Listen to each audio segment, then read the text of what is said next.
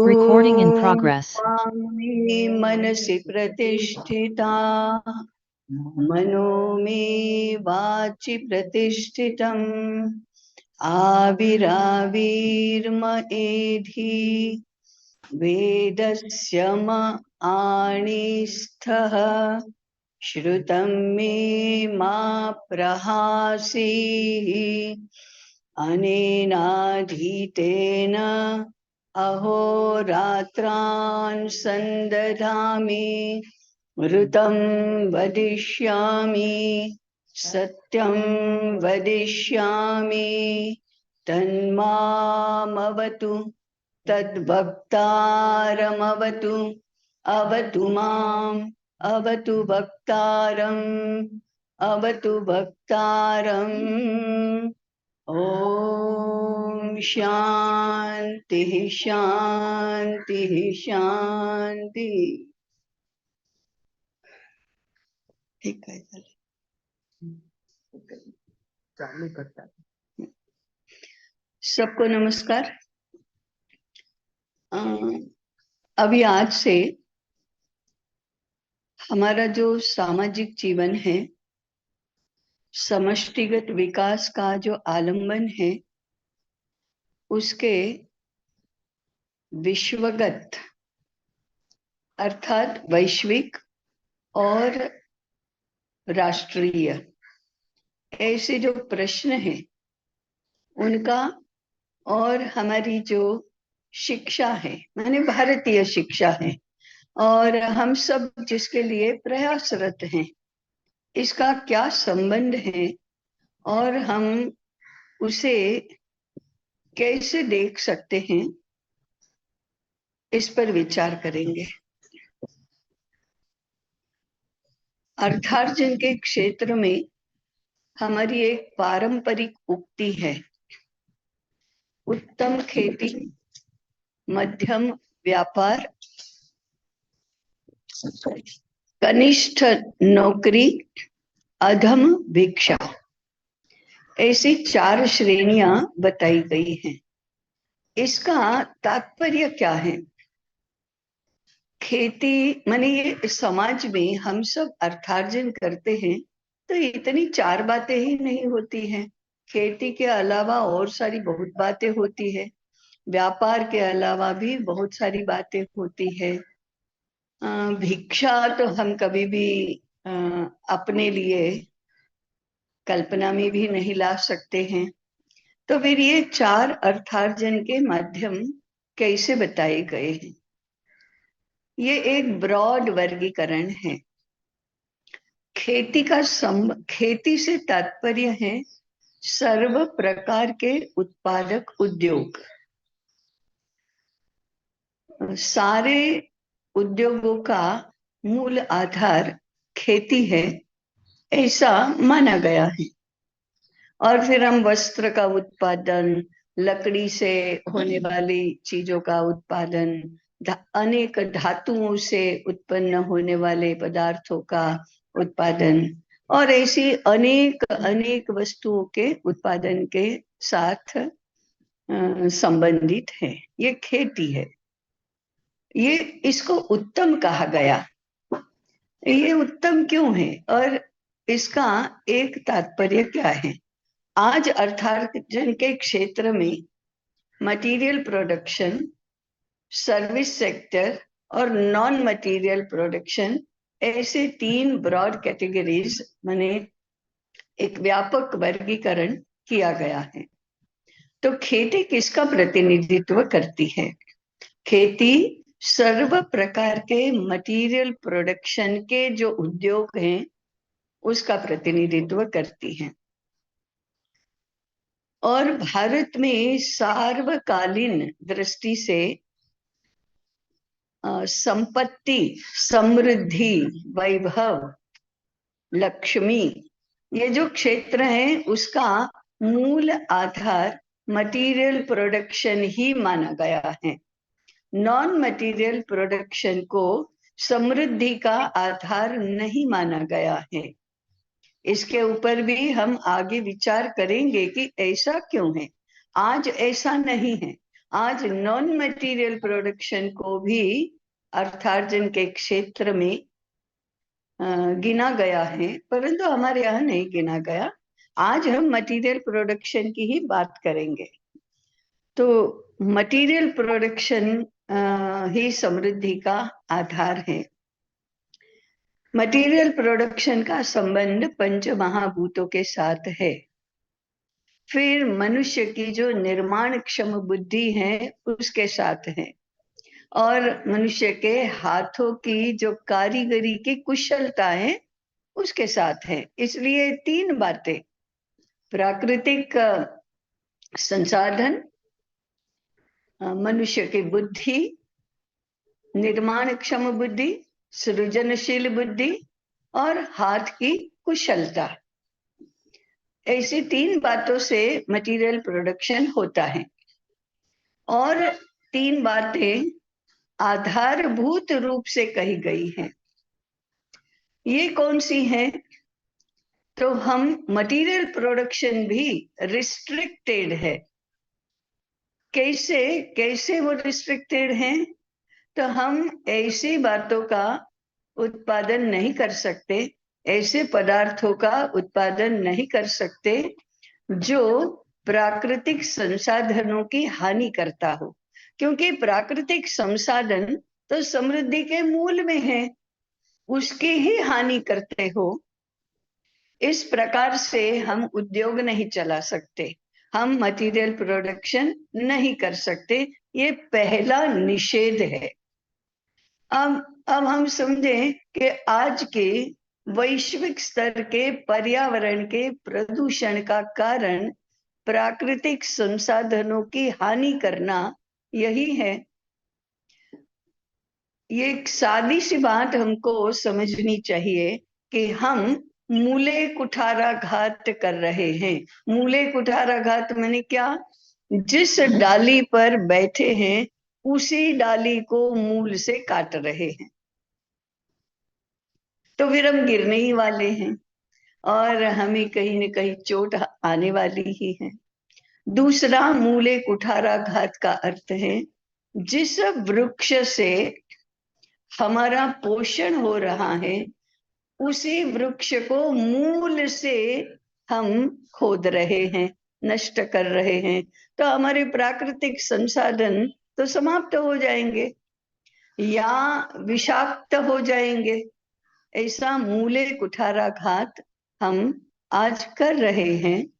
पर्यावरण का प्रदूषण ये इसका दर्शनीय स्वरूप है, और हमारी अर्थ प्रवृत्ति का भी ये एक आयाम है कि हम आज अर्थार्जन के क्षेत्र में मटेरियल प्रोडक्शन जो एक आयाम है उसके क्षेत्र में मूले कुठाराघात की प्रवृत्ति कर रहे हैं।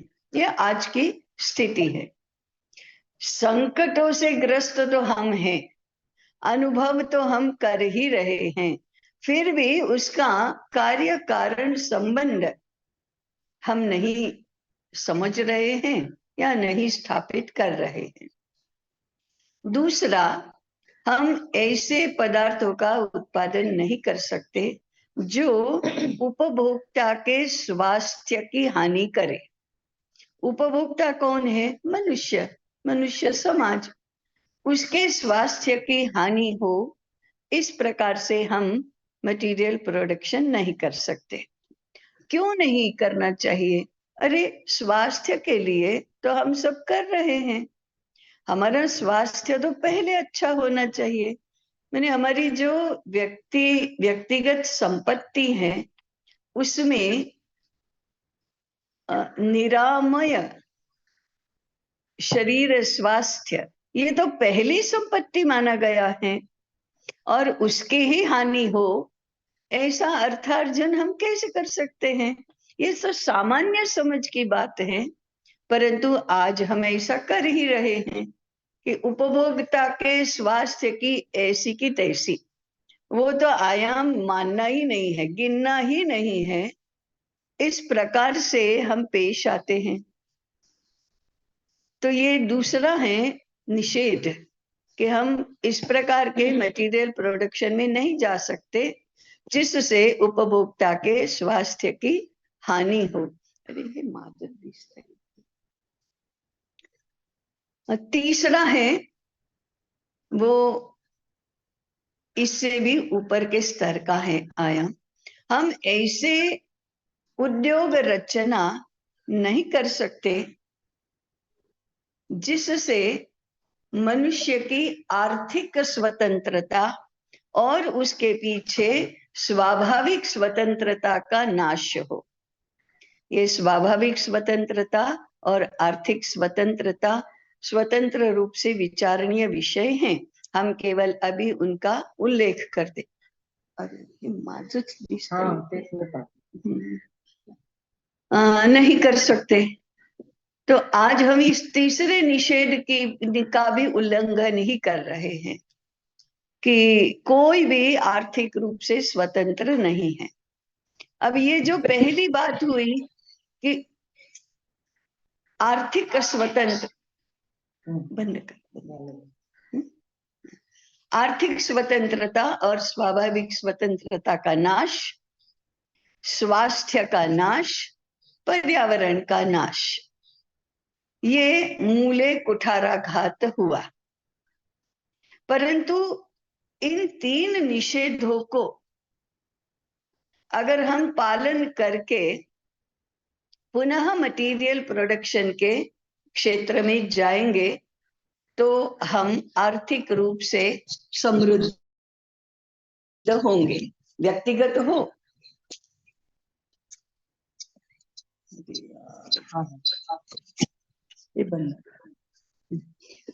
हाँ, व्यक्तिगत हो या देश के स्तर पर हो या वैश्विक स्तर पर हो, इन बातों पर हमें विचार करना ही होगा। ये एक बात हुई। अब ये तो उद्योग का क्षेत्र हुआ और इसको उत्तम माना गया।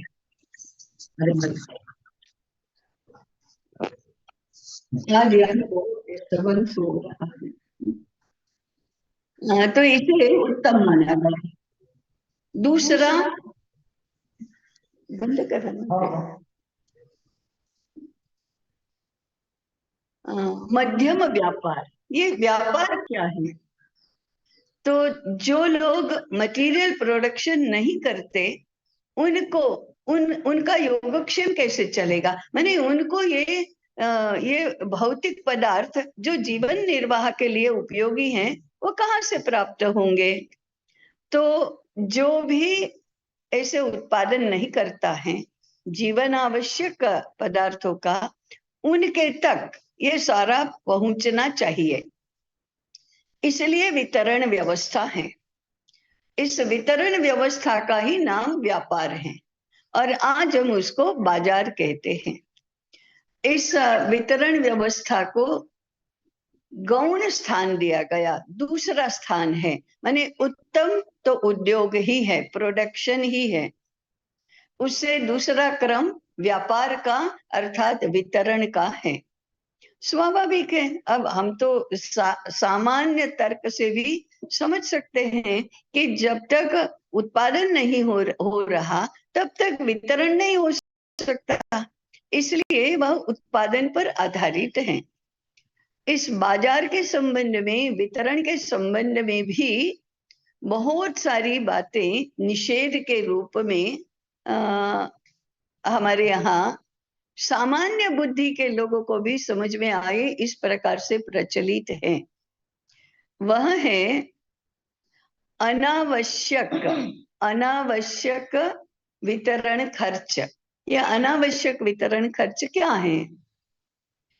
अब वितरण के लिए जो कीमतें तय होती हैं उसमें से केवल वितरण करने वाले का स्वयं का योगक्षेम चले, उतना मुनाफा, उतना प्रॉफिट, ये तो मान्य है कि इतना प्रॉफिट होना चाहिए। कितना प्रॉफिट होना चाहिए उसके भी मापदंड हमारे यहाँ बनाए गए हैं। फिर कर देना चाहिए, वो भी उसमें मान्य है। तो प्रॉफिट एक है, लेकिन उसके अलावा बाकी सारे जितने कम हो सके उतना अच्छा ये सीधा साधा गणित है। कैसे? एक पैकिंग का खर्च, ये अनावश्यक है, क्योंकि पैकिंग का जो सामान है, पैकिंग की जो प्रक्रिया है, पैकिंग की जो क्रिया है, उसके लिए होने वाला खर्च अमान्य है। वो जितना मिनिमाइज हो सके उतना अच्छा, ये स्वाभाविक बात है। दूसरा, यातायात, ट्रांसपोर्ट। अब हमको तो सबको मालूम है कि ट्रांसपोर्ट में कितनी बातें आती हैं। वाहन है, सड़क है, आजकल तो अब ईंधन है, माने ऊर्जा है, ये सारी बातें हैं। तो ये जितना मिनिमाइज हो सके उतना अच्छा, ये स्वाभाविक मापदंड है। तीसरा, आज के संदर्भ में देखें तो एडवर्टाइजमेंट, ये भी तो फिजूल का खर्चा है। माने ये तो एलिमिनेट हो सके तो अच्छा, ऐसा ही मापदंड है। चौथा, उसका मेंटेनेंस, संग्रह और मेंटेनेंस, इसमें भी जितना कम हो सके उतना अच्छा, नहीं हो सके तो सबसे अच्छा, ऐसा ही मापदंड है। अब हम आज सोचेंगे ये चारों बातें हैं, वो ही सबसे ज्यादा खर्चीली हो गई हैं, और कीमतें तो इन्हीं सब कारणों से बढ़ रही हैं। तो कीमतें बढ़ना, इससे उत्पादक को लाभ नहीं, व्यापार करने वाले को भी लाभ नहीं, केवल ये जो अनावश्यक बातें हैं उनके लिए ही ये खर्चा होता है, इसका बोझ खरीदने वाले पर पड़ता है। ये अनइंटेलिजेंट अर्थव्यवस्था है, माने वितरण व्यवस्था अनइंटेलिजेंट वितरण व्यवस्था है, जिसमें उपभोग के लिए कुछ नहीं मिलता और उत्पादन करने वाले को भी कुछ नहीं मिलता, वितरण करने वाले को भी कुछ नहीं मिलता, और ऐसे ही सब व्यर्थ जा रहा है। ये अनइंटेलिजेंट वितरण व्यवस्था हुई। तो व्यापार के संबंध में इतनी बातें आज अनिष्ट के रूप में प्रवर्तमान हैं, और फिर भी ये सारे अनिष्ट ना हो तो भी ये दूसरे नंबर का है। तीसरा है कनिष्ठ नौकरी। अभी नौकरी की साइकोलॉजी क्या है, क्यों नौकरी को कनिष्ठ माना गया? इसके पीछे आर्थिक स्वतंत्रता और स्वाभाविक स्वतंत्रता का सिद्धांत काम करता है। मानवीय संबंधों का भी विषय है, सीधा साधा तर्क है। नौकरी, हम किसी दूसरे का काम कर रहे हैं, क्यों कोई किसी दूसरे का काम करे? हम तो स्वाभाविक बोलते हैं ना, किसी के बाप के नौकर है क्या? मैं तुम्हारे बाप का नौकर हूं कि तुम जो कहते हो वो करूं? ये बहुत स्वाभाविक उक्ति है ना।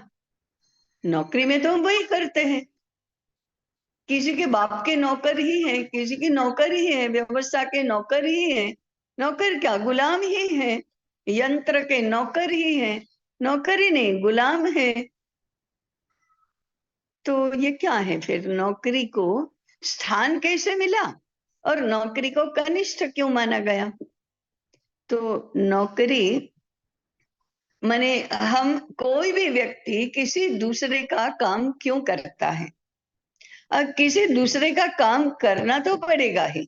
हम यदि एक दूसरे के साथ संबंधित हैं और सब साथ में रहते हैं तो एक दूसरे का काम तो करेंगे ही करेंगे, लेकिन कैसे करना?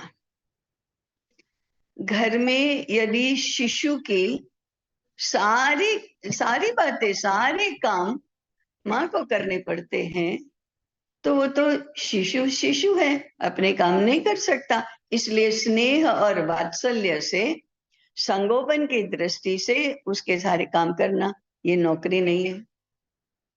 वृद्धों की सेवा करना, परिचर्या करना, ये नौकरी नहीं है। वो तो आदर से, श्रद्धा से हम करते हैं। गुरु की परिचर्या करना, गुरु के सारे काम करना, गुरु के आज्ञा के अनुसार काम करना, गुरु की इच्छा के अनुसार काम करना, गुरु को अच्छा लगे इसलिए काम करना, गुरु की कृपा प्राप्त करने के लिए काम करना, ये तो सेवा है, वो नौकरी नहीं है। तो श्रद्धा से, आदर से, पूज्य भाव से करना, ये भी नौकरी नहीं है।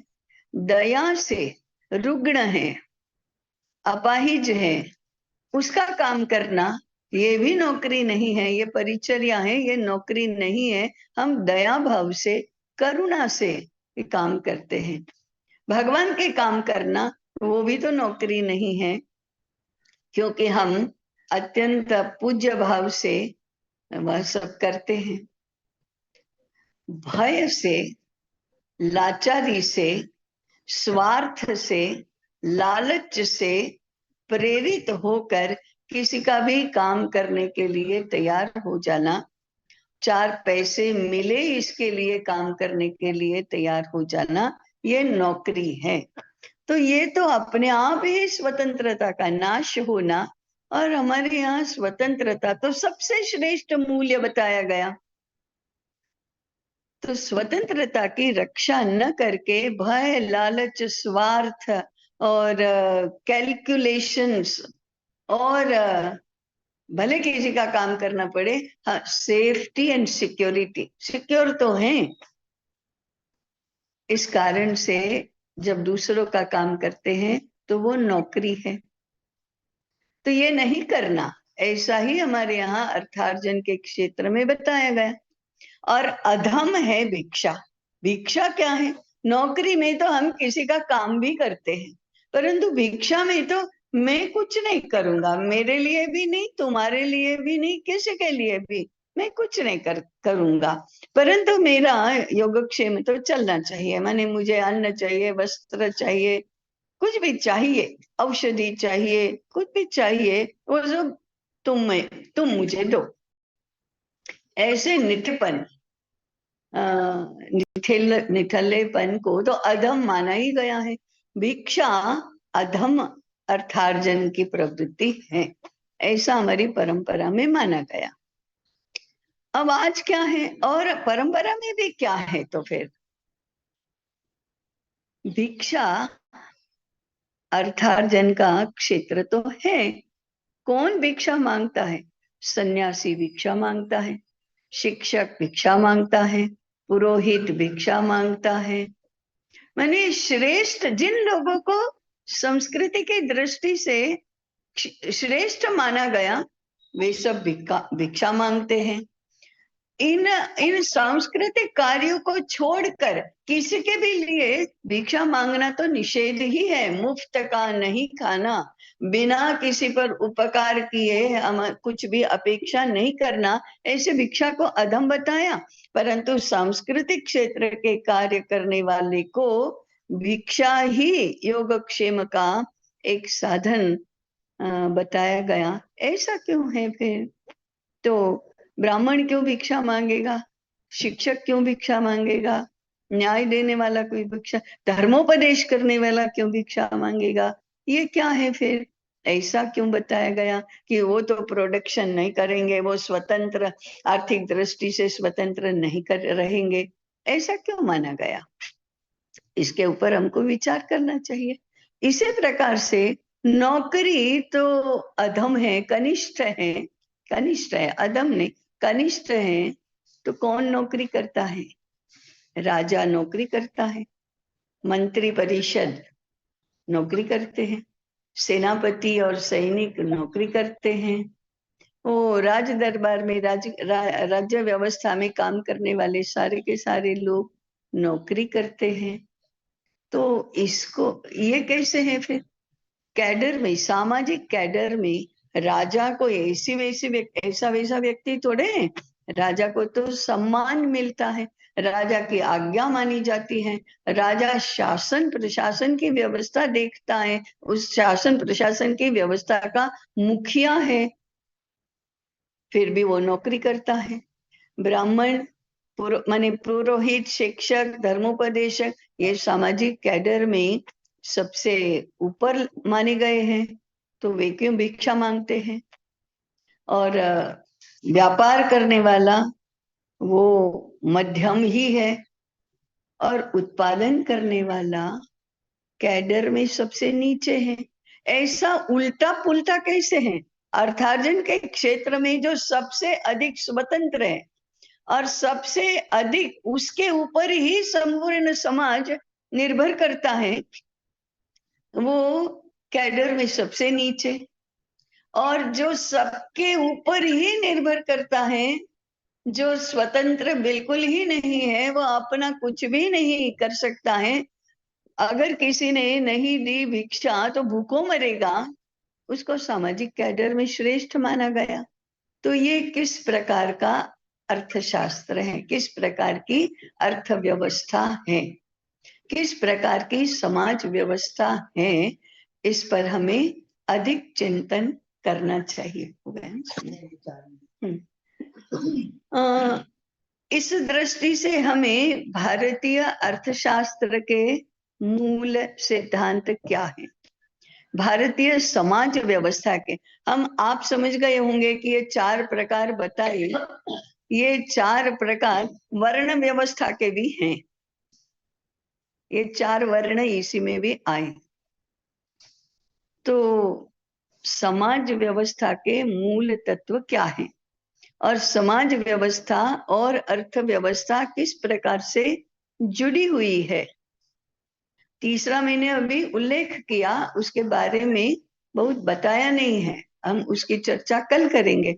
सांस्कृतिक क्षेत्र, संस्कृति व्यवस्था, धर्म व्यवस्था, उसका समाज व्यवस्था और अर्थव्यवस्था, इनके एक दूसरे के साथ कैसे संबंध हैं, किस प्रकार से ये सब देखा गया है और आज देखा जाना चाहिए, इसको पहले सेट करने के बाद आज क्या क्या हानिकारक बातें, अनिष्ट स्थापित हो गए हैं, हम सब उस व्यवस्था में श्वास ले रहे हैं, केवल अर्थार्जन कर रहे हैं ऐसे नहीं, उसमें श्वास ले रहे हैं। कहीं तो हमारी सारी इन अनिष्टों की और अराजक की, अनवस्था की सुध भी नहीं है, ऐसी भी स्थिति है। और इसमें कुछ परिवर्तन हो सकता है, ऐसा भी मानने में हमें जरा हिचकिचाहट होगी। ऐसी स्थिति है तो परिवर्तन के क्षेत्र कौन से हैं, कहाँ है, कौन परिवर्तन करेगा? हम सब जो ये बोल रहे हैं और सुन रहे हैं, इनका क्या दायित्व बनता है? शिक्षा क्षेत्र का क्या दायित्व इसमें बनता है?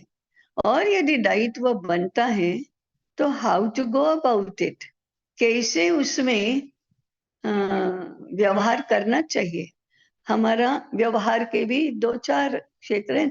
हमारा एटीट्यूड कैसा होगा, हमारी समझ कैसी होगी, हमारा व्यवहार कैसा होगा, हमारी व्यवस्थाएं कैसी होंगी, छोटी से छोटी व्यवस्था का क्या इन सभी बातों से संबंध है? हाँ है। इसके लिए ग्रंथ 5, ग्रंथ 3 और ग्रंथ 2 ध्यान में लेना चाहिए, और कहाँ कहाँ इसके कैसे कैसे संबंध आ रहे हैं वो भी देखना चाहिए। ये हमारा बोध का अध्ययन है, इसलिए इधर से उधर से ये सारे सूत्र एक दूसरे के साथ मिलाना होगा, और हमें स्वतंत्र रूप से विचार करना होगा। समझने के लिए भी स्वतंत्र रूप से विचार करना आवश्यक है, और विचार करते समय लाचारी का अनुभव नहीं करना। लाचारी का अनुभव माने क्या आज कौन सुनता है, क्या आज कहाँ होने वाला है, क्या ये सारा सरकार कुछ नहीं करती तो कैसे होने वाला है, सरकार तो बेचारी बहुत करती है लेकिन प्रजा कहाँ समझ रही है, ऐसे प्रश्नों को बीच में नहीं आने देना। हम जो सही समझते हैं वो कर सकने की स्थिति निर्माण करेंगे। ऐसे विश्वास और सदिच्छा के साथ हम इन सभी बातों पर विचार करेंगे। ग्रंथ का संदर्भ साथ साथ में लेते भी जाएंगे। कल हम इसी विषय पर अधिक विचार करेंगे। आज यहाँ रुकते हैं। रोज की तरह ऑडियो म्यूट करके शांति पाठ सुनेंगे, प्रश्न और अभिप्राय भेजेंगे।